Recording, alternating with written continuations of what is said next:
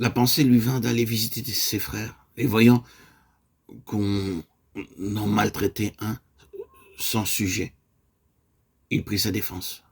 Acte 7, 23, 24. Moïse a fait son choix. Cela suffisait-il pour qu'il fût aussitôt un vase honorable propre au service du Seigneur? De Timothée 2, 21. Non. Il n'est pas suffisant de se soumettre à Dieu, de choisir le chemin de la croix. La lutte avant le don de soi et la paix qui remplit le cœur lorsque cet acte est accompli peuvent faire supposer que le but est atteint alors qu'en réalité c'est seulement le début de la course. Car c'est uniquement lorsque l'homme s'est donné que Dieu peut agir en lui et le préparer pour l'accomplissement de ses desseins. Moïse ne se connaissait pas encore lui-même.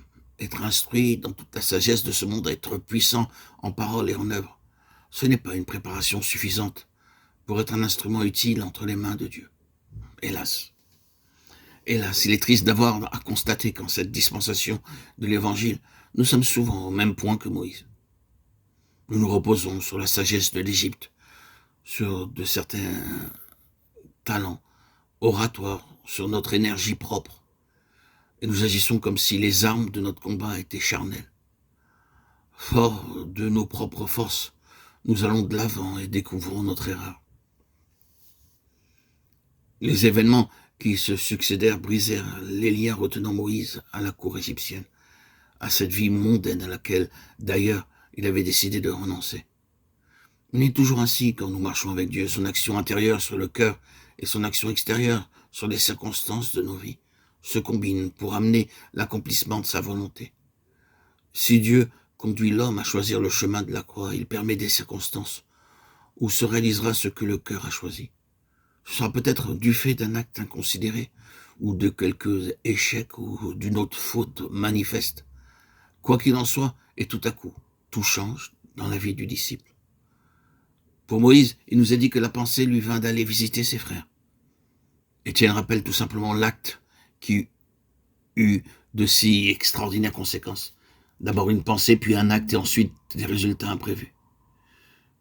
Moïse sortit vers ses frères, et il vit leurs durs travaux. Exode 2, 11. N'avait-il pas eu l'occasion de se rendre compte de leur état plus tôt, pendant qu'il vécut à la cour comme fils de la fille de Pharaon? Avait-il oublié son peuple et l'esclavage, où celui-ci était réduit? Ou bien, lorsqu'il y avait pensé, avait-il éloigné le sombre tableau qui se présentait à lui? La décision qu'il a prise de partager le sort de son peuple permet de supposer un travail intérieur préliminaire, sous le regard de Dieu.